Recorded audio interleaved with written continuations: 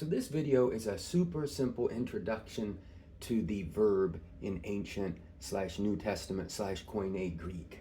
We're going to start with English, what we know about verbs in English, and use that as a way of moving into less possibly familiar territory. We tend to talk about verbs as having a person and either being singular or plural. So the first person, singular, is I see. In the plural, first person, we see. Second person, singular, you see. Second person, plural, you see. Those, of course, sound exactly the same. Sometimes people say you all if they want to distinguish. Not too long ago, but, a century or so, you might use thou for the singular, but that's kind of over and done with. Third person, he, she, or it, or one sees, and in the plural, they see. Now, something to kind of think about is that there's only, you start looking at the verb form itself, there are only two different forms that this verb takes. See, which accounts for 5 of these, and sees, which is only used in the third person singular. So let's look at the Greek verb. We're going to take that same verb, and in Greek it is this. Blepo means I see.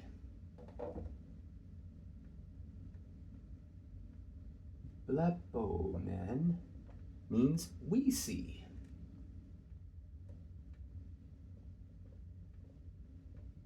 Blepes, you, singular see.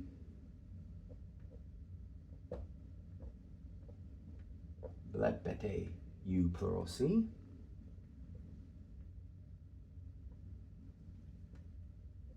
Blepe, he, she, it, or one sees. And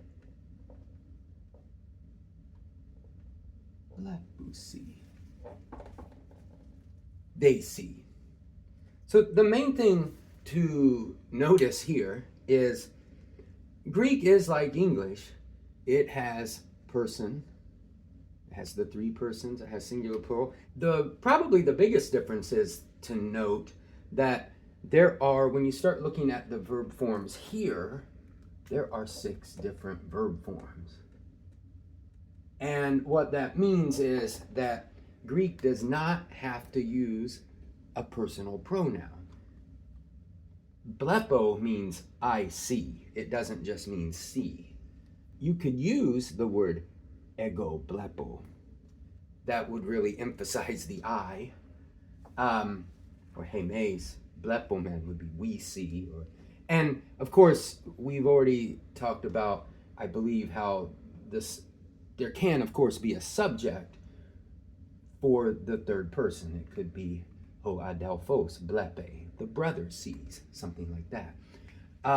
But Greek doesn't have to put in a separate word, or it doesn't have to use the personal pronoun to clarify any of these 6 instances. One other thing, in English, we have something called an infinitive. We use 2 words, to see. In Greek, they would say blepein.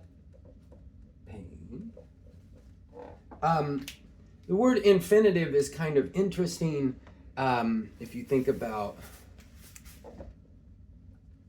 is this showing up? Yes, infinitive. We kind of think about like the word infinite. Really, it means unbounded. And the infinitive is not really bound by person, and it's not really bound by tense in the same way, which we didn't talk about, we're going to talk about right now. But an infinitive is really like a noun. That we'll clarify all of that as it comes up. there's no need really to go into that so much now. But just notice, again, something we use 2 words for, Greek uses 1. This is kind of, and I should say Latin uses 1. I think the Romance languages probably use 1, Spanish, Italian, etc. And this is one of those cases, I think, where Latin grammar kind of influenced this rule in English that you cannot split the infinitive, which people do all the time, and don't think there's any problem with that. But of course, you cannot split an infinitive if it's 1 word. So the main thing then that we want to take from this, apart from noticing that there are these different forms, is just that there's a, like with the noun, there is a vocabulary employed to describe a